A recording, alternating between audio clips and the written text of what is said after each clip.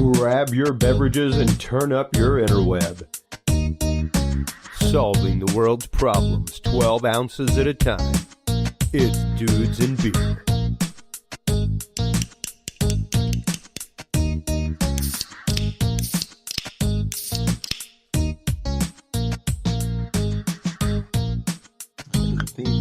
Well, hello everybody, and welcome to episode 133, episode 133. Kind of blows my mind every time I think about that I've been doing this show for just over 2 years of my life now, and we've covered so much stuff, so many things, and I love it whenever I get to do an on-the-road episode of Dudes and Beer. It's so rare that I get to do it, but I'm here tonight in Washington, D.C., live on the air with one of my best friends, best road companions in the world, Mr. Eric Vargas. Yes, sir. And in the background, we got Johnny C. Johnny C. Johnny C is keeping us up to date as to what is happening in the World Series in the background. He's so he will chime in every once in a while with things. Because, of course, Dudes and Beer, being as big as it is, which is freaking huge, don't get me wrong. Like, it's big. It's bigly big, folks. Being here in Washington, D.C., I can't not use that verbiage. But we are not big enough yet to be able to, huge, big. Really big. The biggest. Incredible. The best. We aren't big enough yet to be able to live simulcast an MLB game and not have to pay tens of $1,000s in the rears. So for the sake of my baby Dalbus, we are not going to have the audio on in the room of the baseball game. I thought he was going my baby mama there, but he went my baby Dalbus. My baby Dalbus, hey, that's man. even better. That's even better. I like it. That's it. It's about the kid, man. It's not. I love you, baby. I love you so much, but it's not about you anymore. Yes, it's sir. about that boy. It's all about that boy. Beautiful boy. Everything. It's all about that boy. He is. It's all about that boy. That's Johnny right, C in Johnny. the background. Johnny C in the background. So yeah, happy Halloween, everybody. I have been seeing people walk around in D.C. all day in costume. We had some people in costume down in the Ronald Reagan Center where we're doing our show. They were down in the food court. Saw all kinds of kids dressed up as astronauts. Dude, did you see the kids dressed up as astronauts? Yeah, they ran me over. Like a group of 30 kids. I was looking at my phone. I was texting my wife, and helpless. All of a sudden, kids they just ran me over. Oh, dude, yeah, no, they'll mob you, bro. Yeah, they'll mob you down. Oh man, you're lucky you didn't. I'm lucky I didn't. It'd have been like the Beatles, man. You're lucky to have clothes on. Little hands everywhere, just reaching for candy. Just talk about being in Washington D.C., man. They locked that place down. Like I couldn't go out a certain entrance. Yeah, or exit. I guess I was trying to go out an entrance. That's not the right thing. Yeah. No, I couldn't go out. The security stopped me right after all those kids ran me over. I turned around and I was trying to get out, and they were like, "You can't go here. You can't." And then another security guard came from my right. "You can't go here." I was like, "Man, security's tight." Where'd all these kids come from then? I was just ready to get out of there. It's been a long day, but yeah, right. No, that's just telling you what we're dealing with down here in D.C. Yeah, well, we had a chance last night to go walk around the Capitol and all that kind of stuff because we knew that our day schedule wouldn't allow. Like, we don't get to go out and see a whole lot of museums, things like that. Definitely. Typically, whenever we're on the road, folks, and it's kind of sad, but we did get a chance to go out and see, D.C. all lit up last night. That was pretty cool. That was pretty sick, man. Going to the Washington Monument. That little food truck we stopped at, That was last hot dog scored here. He got the hot dog. That hot dog was baller. The only thing I understood was hot dog. Yeah. And then I said, "Can I have one of those hot dogs?" And they said, "Oh no, we're out of hot dogs." Not for you. And then I said, "Okay." I took back and looked at the 4-picture menu, and I said, "I'll take a cheeseburger." Oh no cheeseburger either.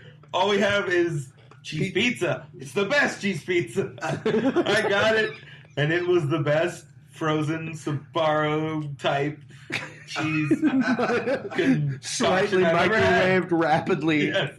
There were little pockets of ice in there. It was great. It was wonderful. Their microwave did not get it all. They did not get it all. But hey, it was the best I could get at the time, and it was delicious. That's right. The Washington Monument will always be remembered by that slice. That's right. That's right. Pizza I had there. Oh, that's great. Great. I was glad to be a part of that moment. Yeah, you hot dog stealer. I was a gentleman, and I let you go first, and that's what I got. Oh, is that what happened? You had $1, dude. You weren't going to get a hot dog anyway. You did help me out with the $2. I don't care how much you tried to trade chickens. You weren't going to get that fucking hot dog for $1, bro. Hey, somebody would have given me. I would have ate one of those rats we came across for $1. Oh my god, man. Okay, so folks, check it out. Like, y'all know, those of you that listen know I'm a country boy at heart. Grew up in the country. Like, I call squirrels in my backyard, all that kind of stuff. But man, like, whereas Houston, and even Austin, like, you go to the park and you can literally probably just like hold some cashews out in your hand and a squirrel will come up and eat from them. Like, that's the rats here in D.C. up around the National Mall at night. Like, they're literally the size of squirrels. Yes. Bigger. And just as brazen. Like, they just come right up to you and dude came up to us last night. We're walking up on their hind legs. We're walking from the monument, the Washington Monument, right over to the White House. And we're just stopping. Oh, man, look at that. Cool. This is a great view of the White House right here. And all of a sudden, a rat runs up to our feet and it just stands there. He's like, yo. What's up? You guys got any food? You got any ups, bro? He's like, well, we didn't respond. We just stood there like, holy crap, there's a giant rat right there. And then he didn't even run away. He didn't even, like, scurry. He took a few steps. He turned around. He said, are you sure? Yeah. You sure you don't got any food? He did a double take. Took a few more steps and he looked back one more time and then he ran off. Yeah. Oh, man, those things are... We saw probably 7 or 8 of those things on the walk. Easily, yeah. Oh, man. Houston's up by 1. Houston's up by 1, folks. All right. Johnny C with the Johnny update. C on the update. Of the game with the sticks and the balls. We can't officially say what it is. That's right. That's right. So... Halloween, man. Halloween, yes, I just got done doing a great Halloween show. Folks, if you like Halloween, stop on by scarydad.com. That is Billy Stewart's website. Scary Dad is also a part of the HC Universal Podcast Network now. But great DIY Halloween site. All kinds of horror stuff, things like that. They just had their first show. Oh, that's awesome. Where it was like I think he may have commented on some pictures and stuff on Facebook, actually. Yeah. Whenever I was there a couple weeks ago, I provided the AV for it. And definitely. Like, for a first outing con, it was great, man. Like, people loved it. It was awesome. So fantastic. Yeah, my wife and I, we love horror movies and gore and all that kind of stuff. What got you into that? My wife. I always liked scary movies. I was always, amused, and there were some movies that I liked better than others. Sure. But, like, the whole, like, horror, like, gore, like, like, stuff that, like, just will freak you the fuck out. That kind of stuff I never was into. I was like, oh, yeah, that's just too intense for me. But, my wife, when she was pregnant with my son, she loved spicy food and she loved scary movies. Rock on. And we'd watch them. She'd eat the spicy food, and my son Dexter would just be going crazy in her stomach. And then, we'd watch a scary movie, and then the scary parts he'd jump to. And it was just like, I don't know, that made me fall in love with scary movies. Yeah. That's like one of our favorite things to do, is just sit and watch something scary, whether it's a scary show or a scary movie or whatever.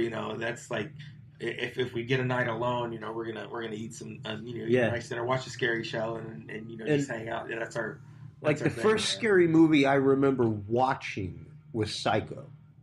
Oh yeah, that's a good one. And that was like truly thriller. Yeah. Like, there was no violence. You saw nothing in that movie. The first horror movie I remember seeing, I was 8 years old, and I remember seeing The Exorcist. Oh, wow. And that to this day is in my top 10 movies. Yeah. Scared the living shit out of me. Yeah.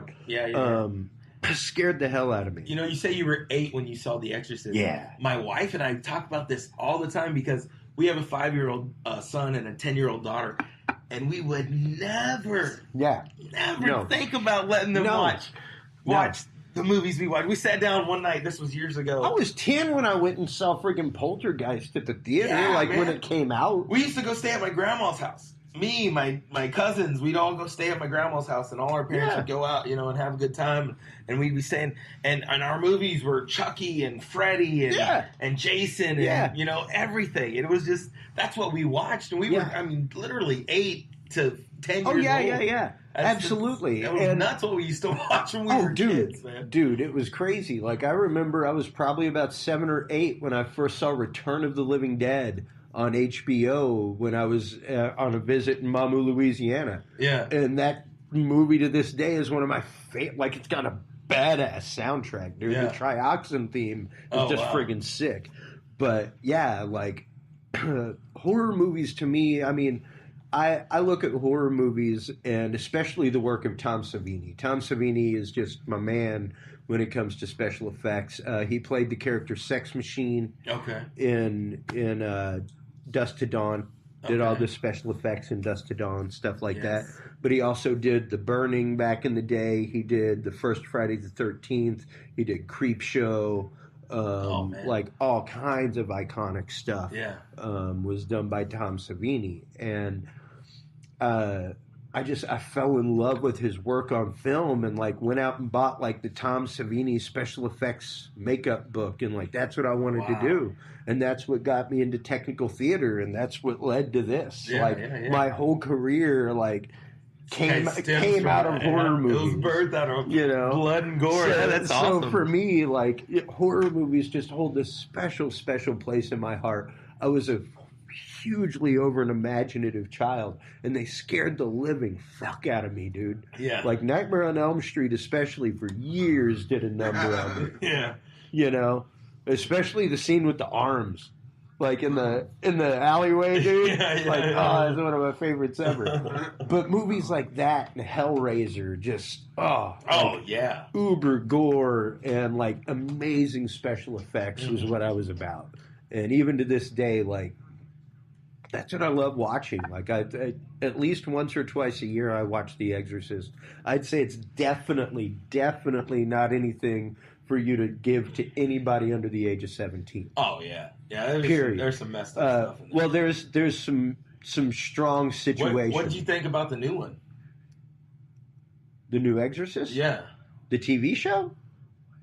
Didn't they come out with the new Exorcist? Well, they came out with kind of a prequel. Okay, yeah. They came out with kind of a prequel a few years ago. It was okay. It was all right. Quite honestly, Exorcist 3 was one of the last movies I remember in the theater going to see that scared me.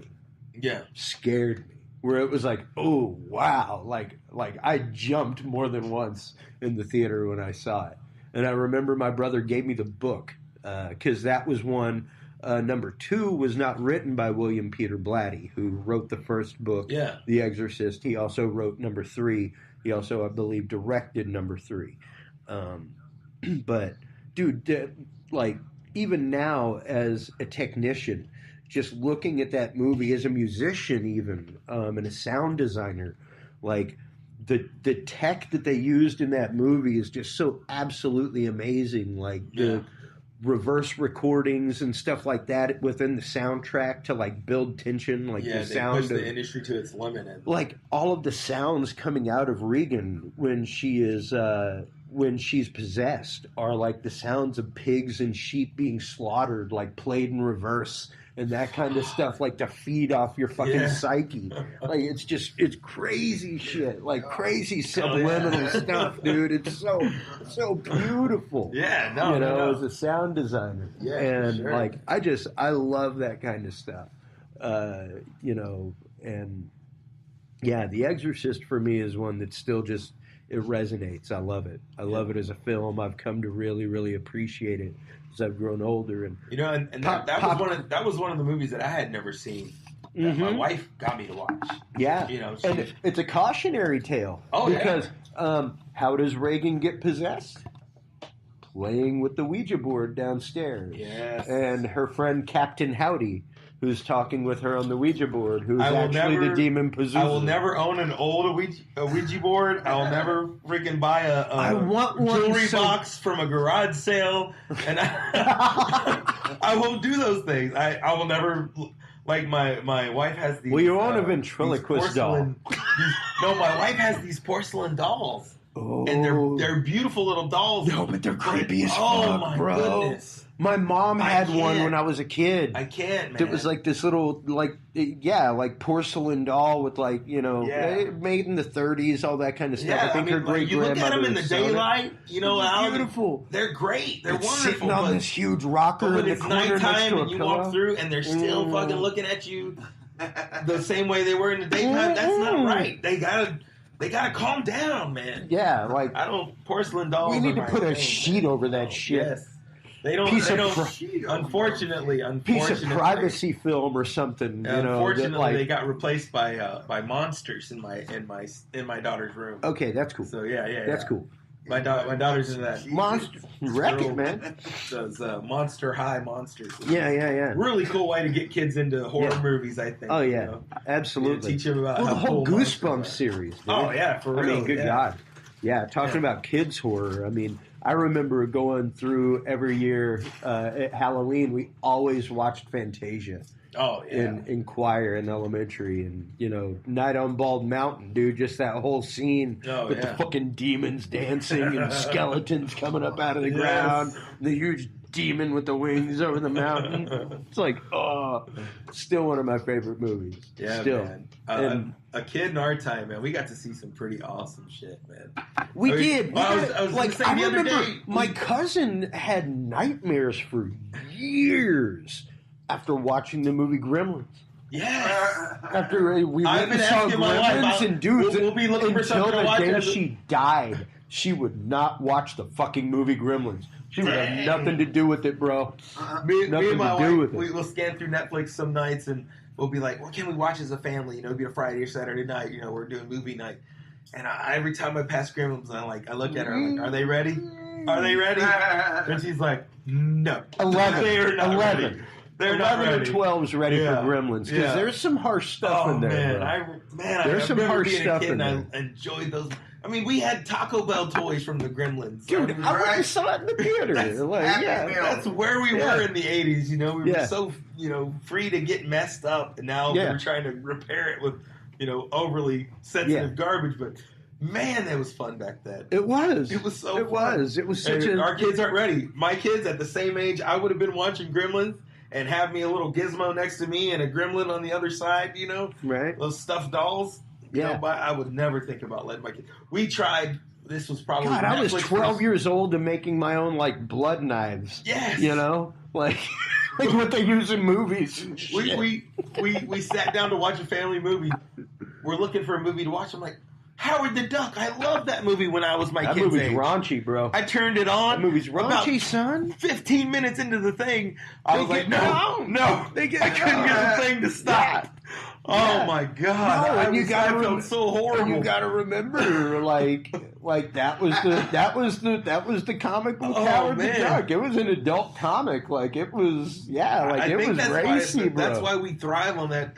We enjoy that type of. But that was another one. I remember there was a summer that I spent at my grandmother's, and we very rarely spent summers with my dad's grandmother. We frequently, maybe once she moved to Kennefic, whenever we were kids, we were there all the time for a week during the summer.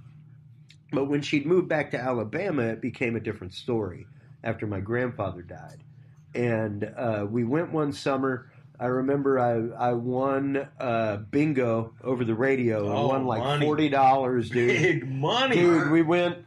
And I bought a box of Garbage Pail Kids cards, Series 8. Yes, sir. But that whole show, she had 5 channels in her little retirement community, and one of them was HBO. Yes. And it was Aliens, Howard the Duck, and Weird Science. On Like on loop, like back in the day on HBO where you had like 5 movies during the day and that's it. Like no nighttime programming. We have these 5 movies and they rotate. Right. And tomorrow we'll have 5 more movies that rotate. Right. But yeah, it was just this constant rotation of those 3 movies. Yes. But there I was at 10 years old watching fucking Aliens. Yeah. like that's a pretty horrifying and graphic fucking Exactly. I remember having nightmares about that. Watching. That thing coming out of the stomach, out of the chest. Man, I thought for many years. I used to have nightmares about aliens all the time. Man, I remember being a kid having nightmares about aliens, and I don't even think my kids know what an alien is, other than from like whatever Disney cartoon they've seen. Yeah. But man, aliens back in the day. Talk about being spooked. Yeah, right. Aliens back in the day, man. All those documentaries about people being abducted and oh yeah, woo, yeah, man. Well, and I mean, talking about that, like you come from the Hispanic culture. Yes. Do y'all celebrate Dia de los Muertos in your family? Not in my family necessarily. You Okay. know, I've learned about it. Sure. I know about it. Sure. I have tattoos about it, but I've never had the privilege of getting out and celebrating a traditional Dia de los Muertos and seeing what it's truly about. You know, I've read about it. I've watched films about it, but yet to get out there and experience it. I've gotten to be in the valley during that point. I do adore that part of my culture. Yeah. Oh, well, and it's great, and it's a beautiful part of the culture. Oh, yeah, like, for sure. I think it's such a great, beautiful twist on Halloween and on the concept. Mm-hmm. And it goes back to this old concept of that being a time where the veil is thin. Yeah. Like the seasons are changing, everything's changing, the astrology over your head is changing at night, and the veil is a little bit thinner. And you're there to visit your family and be there for them, and, provide them the things that they loved, leave them a bottle of tequila on their gravestone. That's one of the things I love about it. That's why I have it, inked on my body permanently. Is that it represents family and it represents, you're no matter where you go, no matter whether you're here on the earth or you're in the ground, you're still part of that family. Whatever you leave here lives on through everybody else that comes after you. Exactly. And I just think that's so beautiful, and I always want to remember that, and when I leave this world, that's gonna be me left behind. They can still come and respect me and understand what I left behind, and that's what that's why I wanted to get it put on my body. I think it's beautiful that we respect our elders to the point of even when they're gone. Yeah. They left an imprint on what they did in this world. Yeah. I think that's beautiful. Absolutely. And it's the fact of they're never gone. Yeah. They're never gone. They're always with us, and they're even more beautiful when they're gone. Yeah. It's an interesting concept, and it's one that I think that not many people consider, but with the Halloween that we know, that really goes back to like Pilgrim times. Stuff like that, and the whole concept of what's the score looking like over there? Are we still at 1-0? Oh, I think we may need a whiskey refill over here. Thank you, Johnny. We can get that. Sorry, I didn't mean to disrupt the show. I was trying to subtly. Typically, there's a fridge right here, and it's just bam. But Halloween to me is one of those that I wish that there was more tradition behind it. Like there is tradition behind it. There's a lot of tradition behind it. Of course, this is the time of Samhain for our pagan brethren. Like I said, the veil is a little bit thinner tonight. All that kind of stuff. But aside from that, like the tradition of Halloween and trick-or-treating and putting jack-o'-lanterns out and stuff like that really came around like in the Pilgrim times and that kind of stuff. And it was an idea of scaring away evil spirits. Yes. And that kind of thing. Trick-or-treating didn't really come around until like the 50s, 60s, something like that if I'm not mistaken. Yeah. If not, maybe a little bit earlier than that. But, like just the concept of costumes and everything else. I don't know. What was some of your favorite stuff doing for Halloween when you were a kid? Oh, man. The most memorable is my parents dressed me up as an Ewok from Star Wars. And I'm talking... Rock on. It was like Comic-Con before Comic-Con was Comic-Con. Yeah. You know, I looked in the mirror and freaked myself out. Dyed cotton balls glued all over you. It was like 3 days before I looked like a regular human again. You know, all the hair started falling out. You know, had to molt my costume off my body. You know, that was back when, you know, the people made their own costumes. Yeah. And my costume was just impeccable. And I loved it, man. I got so many compliments. So many, you know, people were like, "Oh my God, is this a real person?" Yeah. Because I was tiny. I was a tiny kid back then. Yeah. You know, and I remember that's one of the first Halloweens that I fully remember. And people were just, "Oh my God, can we take a picture?" You know, is this a real Ewok? You know, is that a real person? You know, I remember I was, you know, I'm a big guy now. I was a chubby kid, so I mean, I'd love to see you dressed up as an Ewok now. There's pictures. We were in Houston. My mom would be whipping out a photo album. You know what's like? I have been trying to find for years my favorite Halloween photo ever. I don't even remember the Halloween. Quite honestly, I was so young at the time. Like, my mom was with her second husband, and from what I recall, it was not like a happy time. So that might be why I don't necessarily remember it. Yeah. But I remember I was into Kiss because my stepsister was into Kiss. Awesome. And I loved Kiss. And I went as Peter Criss for Halloween. Oh, well, and somewhere there's a picture of me standing on the fireplace, dressed as Peter Criss with the Catman makeup, awesome, and freaking like clad in aluminum foil, and like my rubber boots covered in aluminum foil and stuff. Like, that I have, and I want that picture blown up as a fucking poster in my home studio, dude. And I've yet to be able to find it. Like, I have no idea where it is. Goodness. And it destroys me inside. Destroys me. My mom has kept my stuff. There's pictures of me. I don't remember this Halloween. There's pictures of me as a hobo. I'm like a baby. I've been the hobo. They put the big shirt on me and they stuffed a bunch of maybe newspapers in there. You know, I was getting lead poisoning. They didn't even realize it. Yeah. From all the ink, you know, pouring through my skin. We got all this extra tack paper.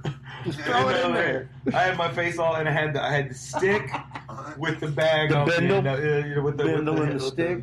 Handkerchief on the end, full of clothes. Probably with an actual. Oh my goodness! Probably with an actual cigar. Yes, sir. Cigar on a toothpick.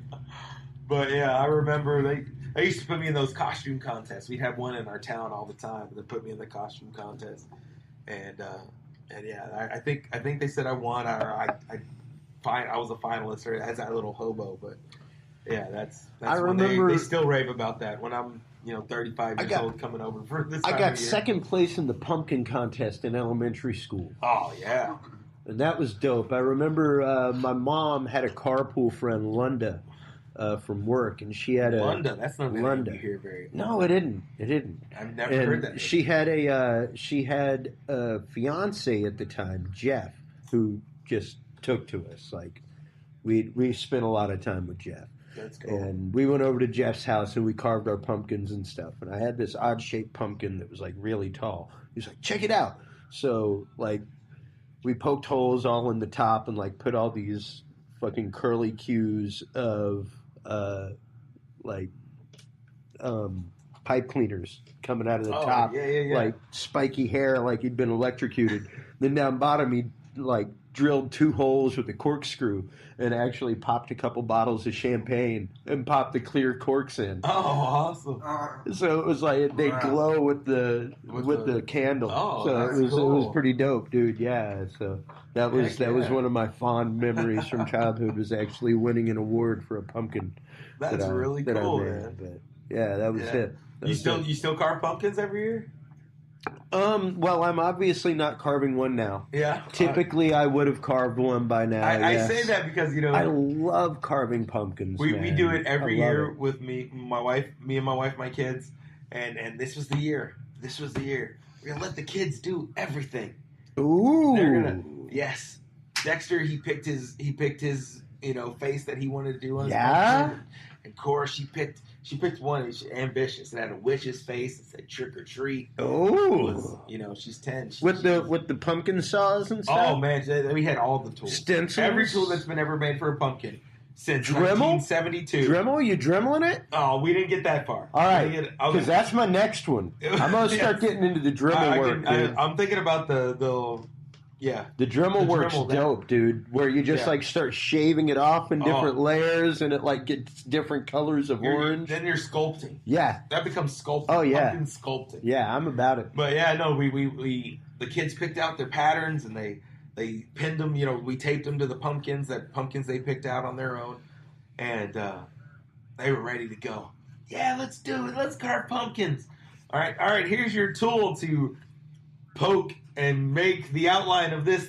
They got about a quarter way through the outline, and my son said, Daddy, can you help me? All right, son, let me take over for a little bit. He's over there snoring, and I'm carving a pumpkin all by myself. And then my daughter, though, she stayed up. She hung in there. She poked every hole in that pumpkin and carved about 1 or 2 cuts. Right. And then she was done. My wife went over there and helped her out. She was carving through her pumpkin, and I one year I got to go light bright pumpkin. That's incredible. Just drill some holes, just tap some holes in with the drill. That would be cool. Put some, spell out Happy Halloween and light bright. Something like that. That's fun. Now, granted, I have gotten high tech with my pumpkins before, and had homemade LED color changing lights inside. Ooh. And that kind of stuff, so it actively changed colors. Yeah. I didn't want an actual flame outside of my apartment. We went less cool and bought pre-production, and they had some star screw head that I had to take out to replace the dang batteries. It was the thing. I was like, this is not from America. I did not support the U.S. with this purchase. This isn't even metric. I had to stick a piece of gum in there and screw it with a butter knife. I will say I get creative nowadays because of my circuit design and stuff like that. I get a little into it. My brother's big into it. My buddy Billy is huge into it.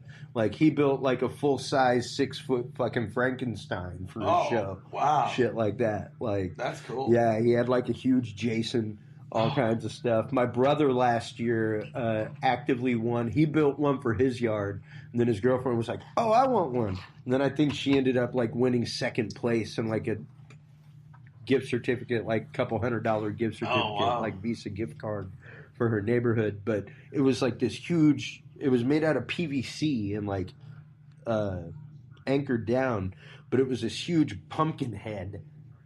Demon coming out with this pumpkin head and a bag in its hand, a burlap sack of pumpkin heads. But this thing was huge. It was 7 feet tall and lit eyes and all kinds of dope stuff, dude. It was just utterly wrong. Yeah, man. When I lived in Kentucky, when I did my 10-year stint in Kentucky, there's this Crestwood neighborhood, man. Halloween, man. That was the place to be. Crestwood, Kentucky? Yeah. So my first ex-wife was from. God. Dropping the knowledge, Johnny C. Yeah. Ooh. Talking about nightmares and spooky things. Your first ex-wife. You said a mouthful there. Well, hey, I've got a first ex-wife and she's a nightmare. I as a son of a man who's been married 6 times. Sorry, 6 times. One of them was the same one. Yeah, that still counts as first two, one. That still counts as 2. First one was my mama, and I love her. Wow. But yeah, they always describe the first one as scary. I love you, mama. Bro, I didn't know you were going there with I that. love you, mama. No, it was funny because at my wedding, my dad was like, "Why am I sitting in the second row? Why I'm not in the front row with your mom and Aunt Kathy and Uncle JD?" I'm like, I don't know. Probably because you're actively married to the woman that you were seeing on the side with my mom in high school. That might be the reason. That oddly sounds like something that happened to me. Yeah. With my first marriage. Johnny C over here. Yeah. Johnny C is John Oedipus. Yeah, that may just be the. There's no Oedipying going on. That may just be the issue. Oh, so let's bring it back around to Halloween here. Yeah, spooky things, man. Like, what were we talking about before it went haywire? We were talking about pumpkin carving. Oedipus complexes. Yeah. Oh, man. Yeah. Pumpkin carving. Pumpkin carving. It's cool and fun. It is. Yes. I love pumpkin carving. It is. Doing that with my boys. That was a while back. They were awesome. That was fun. Yeah. That's they fun. were into it, Yeah. My son, he was so ambitious. He picked such a traditional jack-o'-lantern, but it was on fire. And all these flames, and it was just, he was like, yeah, I want to do this pumpkin, in his rock and roll voice. And I was like, let's do it. I want to do this pumpkin. He had his tights on, and his hair was all feathered. It was crazy. I don't know where the breeze came from. It was just blowing. It was blowing. I didn't know what happened. I was like, man, he had done some gnarly farts around here. Somehow or another, he got a mic stand with scarves on it. I was convinced. His mouth was like 4 times its regular size. It looked like he could swallow a pumpkin. But yeah, he was so ambitious, man, and he carved out like one eye. It was just so, but I enjoyed it, honestly. It was pretty cool. I honestly enjoyed it. It ain't easy. Carving the flames, I was like, as I'm carving them, I'm like, man, I don't want to be doing this right now, but these are really cool flames. Right? And that's where I'm saying, I want to take the flames and draw them out and then just shave them off with a Dremel. No, that would have been great. I wish there was some kind of magic, pin you drew on it and you just melted the pumpkin away and you were done. Just get you a nice, really powerful laser. There you go. Get me that lightsaber pumpkin carving tool. They don't have that at the Spirit store I can see the YouTube video now of a laser engraved fucking pumpkin. That'd be dope. Oh, man. You could totally do it. Dude, I don't know why. It could happen. You just said pumpkin. CNC'd pumpkin? Have you ever watched The Amazing Race? I've seen a few episodes. So there's this one season. I don't remember what season it was. There was a point. They came to this point. They're racing around the world for $1 bajillion, whatever they're racing for. And one of their challenges was they got to launch some pumpkins. They must have been in Arkansas or Alabama or something. Got to launch these pumpkins so far and hit this target before they can keep going in this amazing race. Pumpkin chunking. Shout out to Pumpkin CBS, chunking, it's called. Whatever. But yeah. So, man, this one lady say they load the pumpkin on the chute or the slingshot thing, and she's pulling it back. in Ohio. And she's like laying on her. Oh, I'm breaking the studio, folks. She's like laying on her back. She's got it pulled as tight as she can. She lets the thing go. And for a split second, it's gone. But then it comes right back in her face. A pumpkin at, I don't know how many miles an hour, just smacks her. She lets it go on the slingshot, and it somehow flips back and hits her in the face in a split second. Oh, my God. And she's like laying there covered in pumpkin guts. I'm like, oh my, that is the best use of a pumpkin I've ever seen in my life. Yeah. No, I want to say it's in Ohio that they have the pumpkin chunking contest. And I mean, it gets deep, dude. Oh, yeah, they like build contraptions. Yeah, and shit, dude, so like people build like huge cannons, like huge air cannons, like on the back of trailers that are like 50 caliber guns that are like shooting pumpkins and stuff. It's crazy. Yes. Crazy. And like stuff like that. Now, were you a tricker or were you a treater at Halloween? Especially in your adventurous teenage years. In my adventurous teenage years, I hate to say it, but we love Jesus too much to celebrate Halloween. Okay. I went through a phase for quite a long time where if you celebrated Halloween, you might as well call the devil and book your room in the hotel because that's where you're going to spend the night. Wow, you know? we'd have had some fun conversations back then, man, you know. That's when I was turn or burn, baby. You know that was it, man. We weren't allowed to celebrate.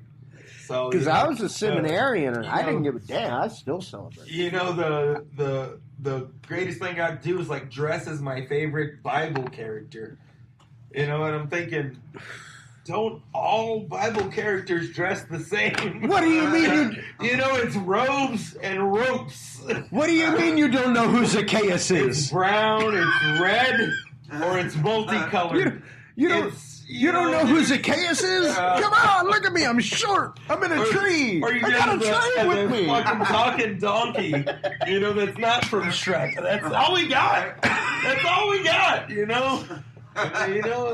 can't dress as Jesus. Look at me. That's sacrilegious. I'm inside of a whale. Come on. Come on. That's what I had to work with in my teen years, and so I just kind of, listened to my DC talk and did not. Oh, damn, man! Little Jesus freak, Heck yeah.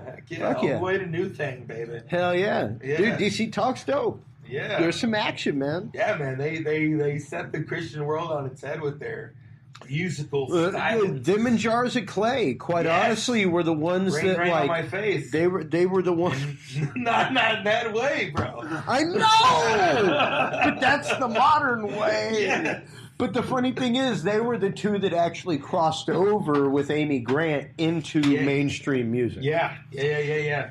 And yeah, because they were the first band that I had ever seen to do 2 music videos for the same song. Yes. 2 separate directors, 2 separate music videos. I remember there's a Christian radio station. I don't know if I'm going to give them a shout out. Their dial is 89.3 if you're in Houston, if you want to listen to. Give them a shout out. Speaking of shout outs, Canamello, everybody. Canamello. Oh my God, I met Mello this evening. And if you're in the DC area, folks, all I can say, go check out Canamello. Yes. Check out canamello.com. Check them out. Good stuff. Well within the I-71 rules. Yes, all that kind of stuff. Fantastic things, great things, awesome things. Canamello.com. Go Reese's check it out. Cups. Yes. Oh my God, the Reese's peanut butter cups are. I can't say I've ever had better delivered Reese's peanut butter cups in my life. Never. Their treats are absolutely amazing. So shout out to Mello out there who's making the rounds, making it hard tonight, keeping it real on Halloween night. Godspeed to you, my friend, in all of your endeavors. Pineapple Express. Yes. Dude, I just saw Jason Bateman sitting behind home plate. Jason Bateman? Jason Bateman. The Teen Wolf himself. Teen Wolf 2 himself. That's right, because he loves some baseball. You know what's interesting? Because I'm a huge Michael J. Fox fan. Yes. I love Michael J. Fox. Preach it, brother. Preach it, Johnny. Here's the thing. He is the only person to ever have 2 cartoons made out of his shows. Really? Yeah. Because there was a Back to the Future cartoon. Yes, there was. And there was a Teen Wolf cartoon. Yes, there was. Wow. So I challenge you to find another actor that has had 2 cartoons made out of movies that they were. I don't know. I'm just saying. I know Tone Loc. That's Funky Cole Medina has a freaking cartoon, or he had a freaking cartoon back in the day. Yeah, he was a bear or something, a rapping bear. Yeah, that wears bling. Funky Cole Medina, that's right. One hit wonder. No, come on, man, he had 2. Okay, 1.5. 1.5. Yeah, I'll give him a half. Yeah, you got to do the wild thing. Yes. Oh, I get paid to do the wild thing. Exactly. Don't forget Ace Ventura. Yeah. Oh, that was great. That's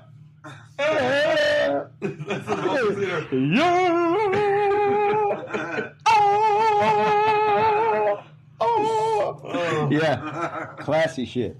Mm-hmm. Also featuring Tone Loc. Yes. But yeah, for me, Halloween has just always been something that I've loved. I've looked forward to. There was a time in life where it kind of went away, and I'm glad now that I have a kid because I have a reason to do it.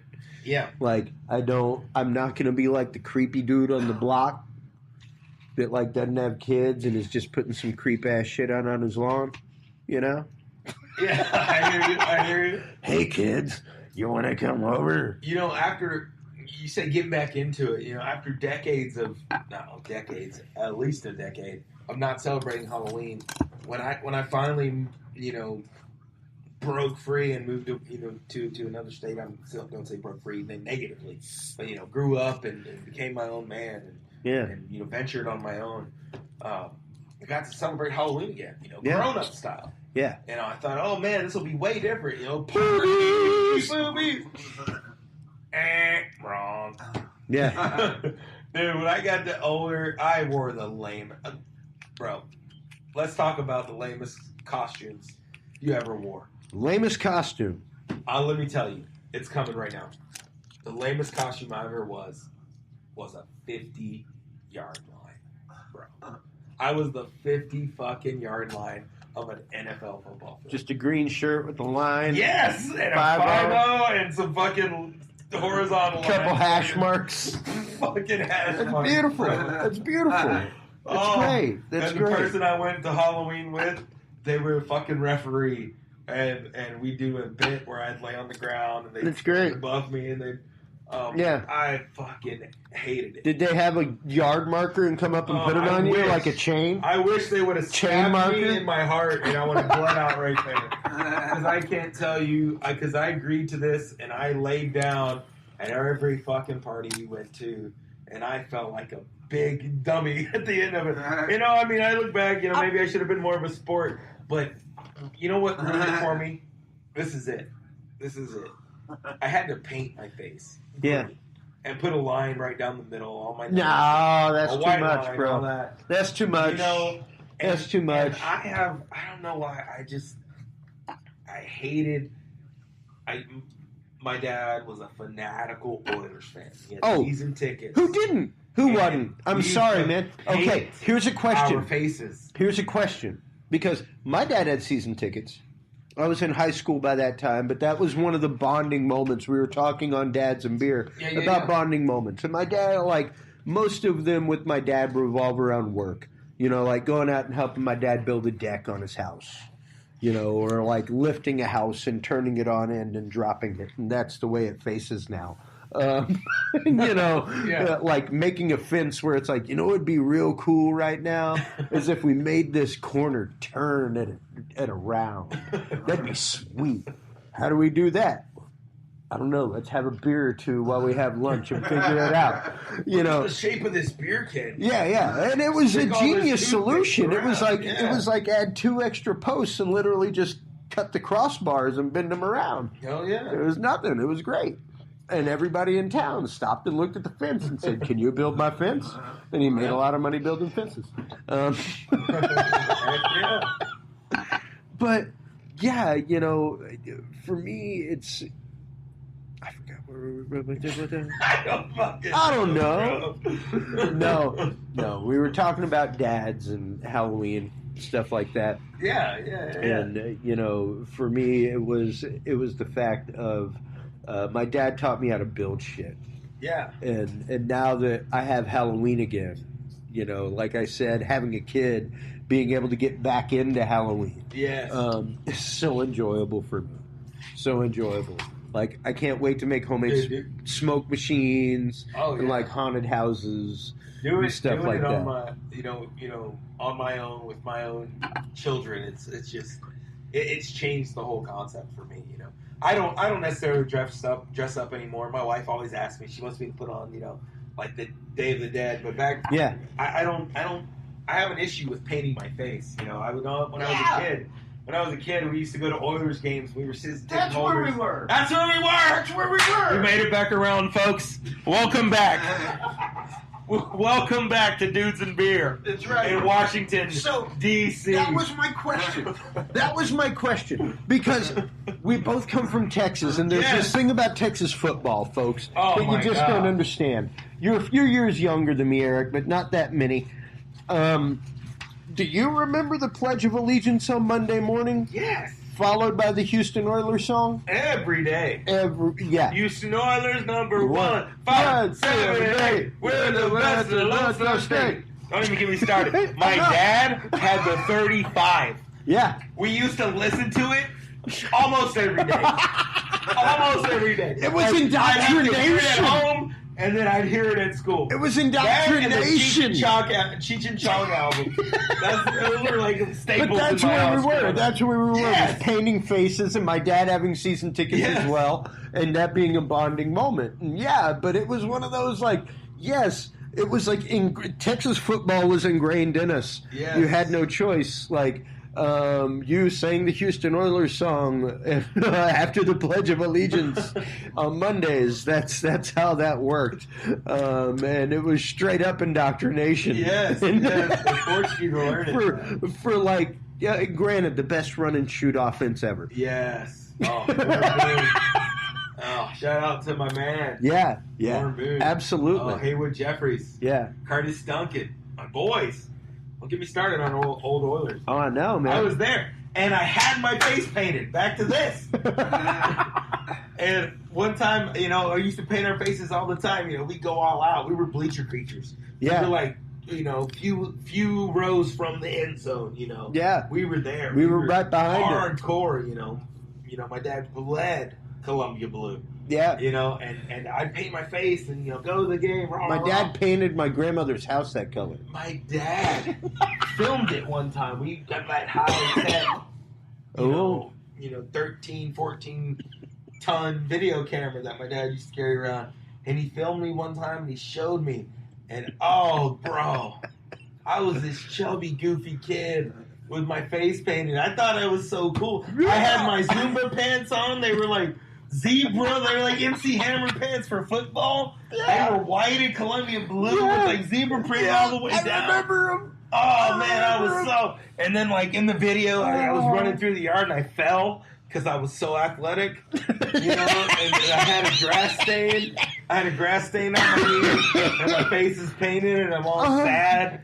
And my dad's like, whoa, he's all upset because he has a grass stain on his knee. Keep filming, because they're rolling that, high fidelity tape there. Yeah. Oh, got to keep that super VHS I remember rolling. seeing that video and thinking, "Oh my god, that's what I look like with makeup on." Next game, my dad was like, "You ready to put on your makeup?" I was like, "Nope. I will be wearing an inflatable helmet. I will, because that is dignified. That is dignified. Face paint. I will wear this baby blue afro. An inflatable helmet with pom-poms coming out of the ears is what I will wear for the rest of the games. Thank you. Yeah. Exactly. I want to look dignified. I remember we had these people that sat next to us all the time. They were so fucking great. It was this old African-American couple that just was so fucking awesome, man. And he would literally, like, it looked like he brought binoculars. No, that was just his fucking flask. Oh, that's awesome. You coming back, Johnny C? I'm going to smoke. All right. Hold on. Let me give you a key so you can get back in.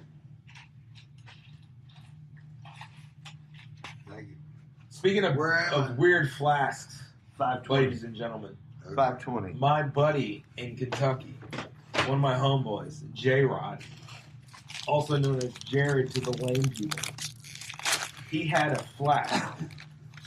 It was the bottom of his sandals. Each sandal had a plastic flask as the sole. That was the most creative flask I'd ever seen. And how do you not leak with that? That's impressive. I don't know. They did it. It was that brand. I don't know how it's TEVA with the line over the E. Yeah. Whatever. It was that brand of sandal, but the sole had been replaced with a flask on both shoes. And he would wear them. There's the Kentucky Derby. Yeah. Went on in Kentucky every year, Well, yeah. And, Churchill Downs, where the Kentucky Derby's held, you can go to races all year long. You pay $1, you pay $2, you get in. Yeah. You get to bet. And it's basically a hole all year until the Kentucky Derby. Yeah. And the same it's thing just a racetrack. It's a racetrack. It's like $2. Yeah, it's like $2 hot dogs, $3 beers. It's just a bunch of horses running around, Mm-hmm. And where were we going with that shit? I got on the Kentucky. Oh no, it's the fucking and they had the infield. The infield was the cheapest ticket you could get to the Derby. The infield. That's where the partiers were. That's where the Woodstock of the Kentucky Derby happened. Okay. Mud people, people, just getting crazy. There's RVs all around, and so people would go there. That's if you were in your 20s and you lived in Kentucky and you wanted to go to the Kentucky Derby. And that's how you went to you went and partied in the infield. Yeah, and he bought those for that. For going to the infield. And then he'd wear them over to the house, and we'd be like, "Oh, hey, bro, you want a drink?" And he'd be like, "No, I got it." And just take off his sandal and just pour it into a cup. Goddamn. I was like, "Oh, you're a fucking genius." I was like, man, I wish I had those sandals. I was very envious of those sandals. Yeah. But yeah, no. I think, those hidden flasks are pretty much the bee's fucking knees. Oh, yeah. They're great stuff. They're great stuff. And you can buy them in all kinds of shapes and sizes. Nowadays, they got lotion bottles. And it's freaking great. Everything. Yeah. It's good stuff. Yeah.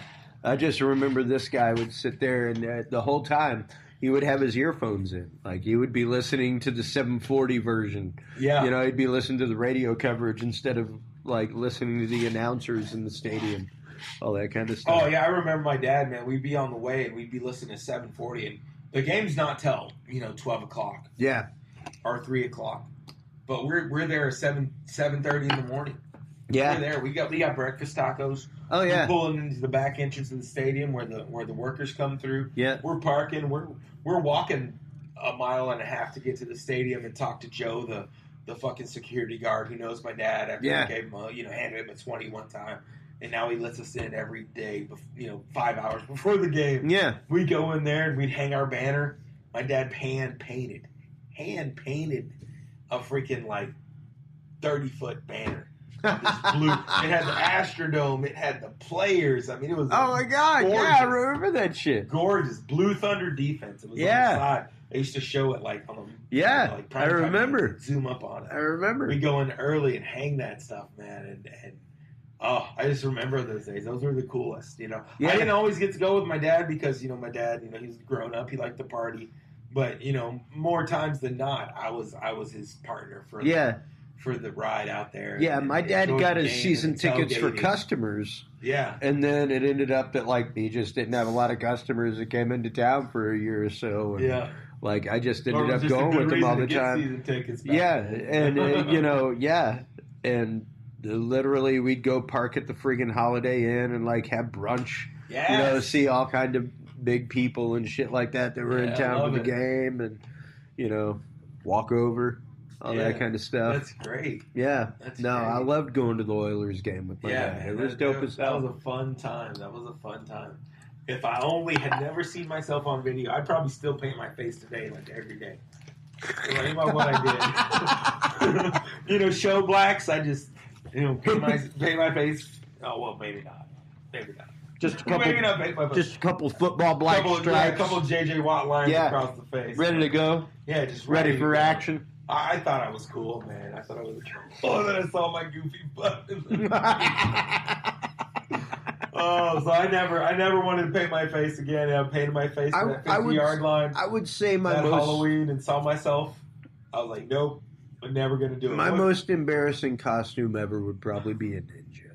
I'm not gonna lie, Why? Ninjas are cool, bro. Yeah, I know. It was a pretty lame. How old were you when you were fantastic? Were you in your 30s? No, I wasn't in my 30s. Oh, okay. I wasn't in my 30s. In your late 20s. If I was in my 30s, I could have afforded some tabby boots and been like a real fucking ninja, dude, and had a fitted suit. Man, dude, ninja. My dad had ninja shoes.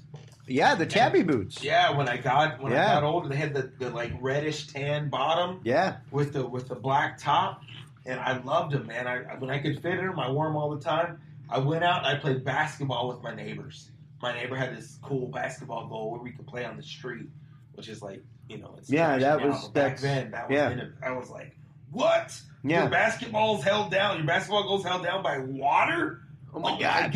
We got a basketball hoop in the freaking cul-de-sac. Yes, what the what? Exactly. We played ball out there, and I balled one time in my ninja shoes, and I got the biggest blisters on each. Oh yeah, foot. dude. I mean, they ain't made for that, bro. I still have scars. I was 8, 9 years old. I still have scars on my feet from doing that. It was the worst blisters I think any human has ever gotten in their life. It was gnarly. I have like bare feet now because of it. It's amazing. Yeah, they aren't made for that, dude. They're made for creeping. Yeah. They're not made for balling hard. Short bursts, not like running baselines. No running baselines, you know. You know, it was hardcore, that chubby little Mexican kid balling. Maybe they would have helped you climb the pole. All right? They would have. I was hoping they would make me invisible, you know, because that's the concept of the tabby boot, is that you're kind of like a chameleon in the way that you are, you know, and that you can grip things and you have a different surface. My shoes did not change colors. I did not have hypercolor shoes. Wouldn't that be dope? Yes. Although I guess you'd know whose feet are like really nasty. They're bomb. You know, like. Dude, their shoes are just always red. Oh my God! You remember hypercolor shirts? Dude, heck yes. I had hypercolor shirts. Were the shit back I had a hypercolor shirt. Yeah, my uncle gave me a hypercolor shirt. It said, "If you want to see this church thing change colors, grab here." Yeah, and it had an arrow. And for years, I wore that shirt. And my parents finally caught on. They were like, "Your shirt says grab here?" And then it's pointing to your crotch. Yeah. My uncle fucking gave me it. I thought it was the coolest shirt because it changed colors when I got hot. Yeah. But it had an arrow pointing to my junk saying, grab here if you want to see this shirt. I wore that shirt to second grade and third grade. I thought it was cool, but man. Bro, hypercolored shirts, man. I always have a fond memory of those and the magic eye posters. All right. Oh man, we used to have. I could never magic eye. Oh, I could never magic eye master. I could never magic eye. I saw stuff that wasn't even meant to be seen. Well, I could do that. Bushes. I could do that. I could do that. No, I love it. I could go to the mall. It was Christmas time.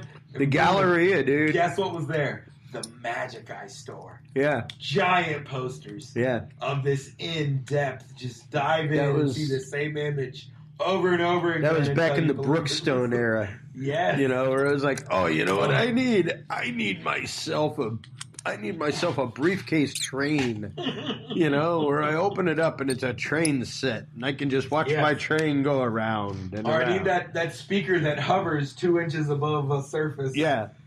Why? Yeah. It sounds like a mall speaker. I need a hovering pen for no reason. I need a pen that I can write upside down with. Now those are dope. It's called a space pen, and it costs 14 times as much as a regular pen. It does. And NASA literally developed them, and they spent millions and millions of dollars doing it. I understand that. For outer space. Okay. But if you're on Earth, the funny thing is, what do you need to write upside down? That was like one of the huge things that the Russians pointed out all the time about like the absolute like unnecessity and like the opulence of what was going on, because they were like, yeah, we just use a pencil.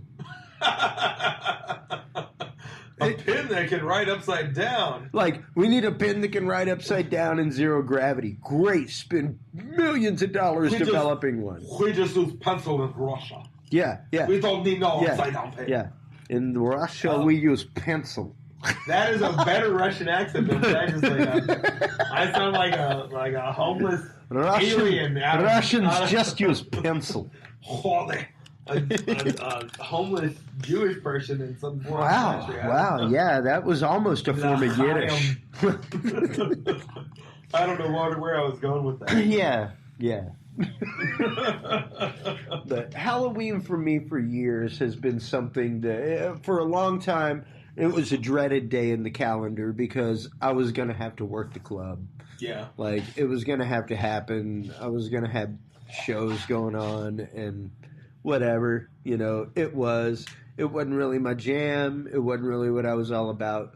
But now that I'm getting to get back into that truer sense of it, that trick or treat sense of it, you know, that let's build a cool costume, you know, let's make some cool things outside that, like, you know, bring the kids in to trick or treat. Like, that's awesome. And I'm all about that shit. Like, it's a different kind. Yeah. And Yeah, like this year, my daughter was Evie from a Disney show called Descendants, and my son, we asked him, what do you want to be for Halloween? Be anything you want. We're thinking Spider-Man or a Transformer or something, and he says, I want to be Bruno Mars. Yeah, right. What? Because he loves to dance and sing and be cool. Bruno Mars' new stuff is just pretty throwback. That's just and his costume was great. Yeah. Oh, and his costume was he great. has some skinny jeans and a suit coat and I actually went and had him custom made a Bruno Mars hat. Yeah. Out at the embroidery place. Oh man. Went out and made a Lids visit. He is rocking it. I just love that he wanted to be, someone in the music business, because as I said on the other podcast, check out Dads and Beer. Yeah. The Dudes and Beer. The other one of the other iterations. Yes. And we throw down some talk about my kiddos on there. Yeah. But yeah, no, he dug it, man. He got into the Bruno character, he watched the video, learned the dance. He knows the hand motion. Right. And the dances, man. Just so you know, ladies and gentlemen, for the big world game going on. The series of the world. Yes. The series of world champion people. Houston is still at 1 over LA Dodgers at 0, and it is top of the 6th. Yes, that's crazy. And the Dodgers are hurting. Got a man on base. Got a couple outs. Yeah, they got to change pitchers, man. They're scared. They can't handle what is It's commercial break brought to you by YouTube. Yes, YouTube brought to you by the Tube. Yeah. Well, I guess it's DirecTV. You have any sponsors? Yeah, actually, Hops and Grain, man. Hops and Grain is one of my favorite fucking beers in Austin. Yes. I love that shit. We talk about it all the time. They are actually one of our in-studio beer sponsors. I wish I had some with me. I do not. I am enjoying Yuengling, actually, the oldest beer in America.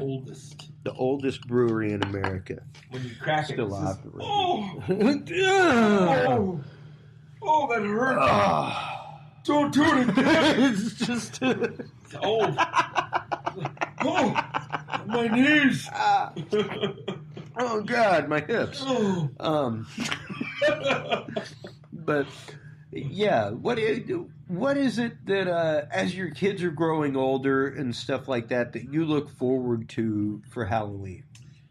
Just what I talked about, man. My kids getting to pick what they want to be. That's like the most fun. We talk about it all year when they're into a certain thing. We're like, oh, wouldn't it be cool if you were such and such? And they're like, oh, no, that's not. Okay, they don't like it that much. But, then there's a point in the year, they pick up their costumes like 6 months before Halloween. Yeah. They know what they're going to be for Halloween 6 months in advance. Yeah. And so we start talking about costumes and start putting it together.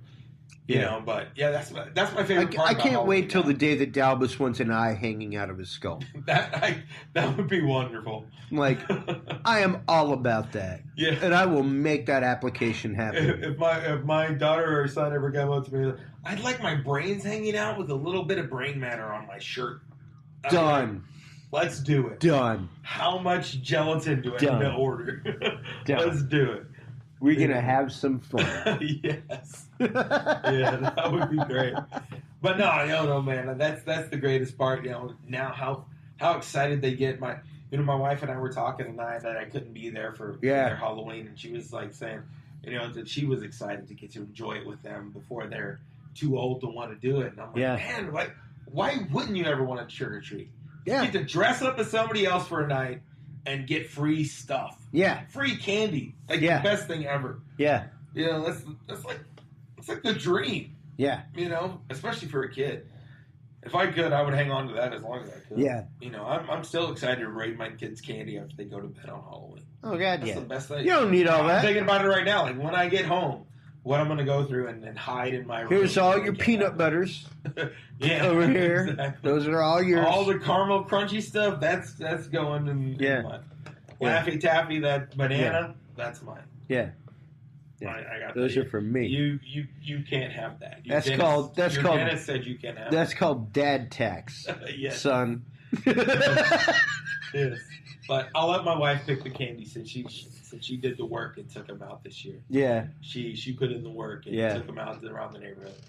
Luckily, our neighborhood out where we live is one of the hot spots for Halloween. Oh, yeah? Candy, you know, everybody comes from all around. Nice. And they come get their candy from our neighborhood. So we've learned to just never try to drive or, whatever to these places because you'll get jammed, man. Oh, yeah. You'll get jammed up, so bro. Just work your neighborhood and be done, bro. When I say stay parked, go as far as you can without thinking, man, where's my house?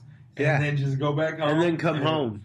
Eat all your loot. Hit the houses again. They don't know. They've seen 1,000 princesses tonight. Yeah. You know, they don't know you're coming back. You know, so it's all good. It's all good. I remember there was this woman because I lived in townhouses in junior high and stuff. There was this woman like 2 rows over that if you got there in like the first hour or so, you got like a roll of quarters and like a full Snickers. Like it was dope. Nice. Yeah, it was Arcades like were gonna be like thanks for the $10, yo. Yes. And that's typically what happened was I went and hit the arcade or something like that. Yeah. But yeah, man, I enjoyed walking around today and seeing kids like on the way home. Oh, that was the best. You know, seeing kids all dressed up. I don't know where they're going trick-or-treating. They're downtown in Washington, D.C. In Washington, D.C. They're going to get a gun pointed at them from a Secret Service agent before they can get some candy. I mean, really. Man, there's so much security around this place. It's ridiculous. It is. It's out of control. Yeah. It's locked down. Yeah, but I bet there's all kinds of spooks out there right now, you know. Oh, yeah. Goblins and ghosts and all kinds of ghostesses and stuff. Mummies and karate men. I saw a fairy on my way here. You know, I was like, I didn't take. Yeah. Did I eat any mushrooms before I got off work? No. I don't think so. I saw a fairy. I saw some fairies. I saw a fairy. Yeah, I saw another policeman. Yeah. Like he might have been real. Policeman. Okay. Kid policeman. Like a Morty cop. Yeah. Those of you Rick and Morty listeners. Yeah. Morty cop. So. Or cop Morty. Yeah. You know, but on that note, ladies and gentlemen, that's going to pretty much wrap it for this Halloween episode of Dudes and Beer. Well, you know, I mean, we got the big world game going on. We got all kinds of things. We got work in the morning. Know who wins this? They go to the Universe series. I know. I heard the world. So, the universe. Make sure, folks, if you're in the secret cable to get that. If you're in the D.C. area, check out Canamello. Check him out. You know, check out Mr. Mello. He's a great guy, really cool. Yes. Check out Canamello.com. Donate to their cause. It's amazing. And absolutely enjoy some hops and grain on this beautiful sudsy goodness. What I know is a beautiful Texas Halloween. I wish I could be out there with all you guys in Texas. Julie, Texas. Steven, we miss you. Until next time, everybody. Yeah. I guess, you know, if you can't be good at it. Yes, sir. And, you know, yeah. Go Stros. Yeah, go Stros. Go get them. And Eric, thanks so much for being on again, man. Love you, Chris. It was super fun, bro. Anytime. Absolutely.